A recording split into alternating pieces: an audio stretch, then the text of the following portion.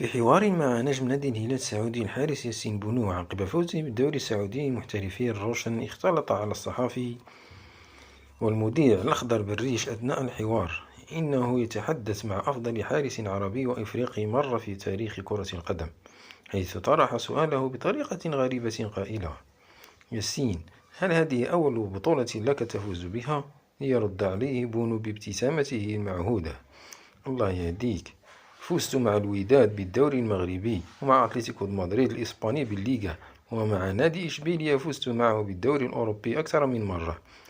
ليقوم محاور آخر رفقة الصحفي الجزائري الأخضر بالريش ويصلح ما قاله الأخير قائلا: نقصد هل هذا أول لقب لك بالدوري السعودي؟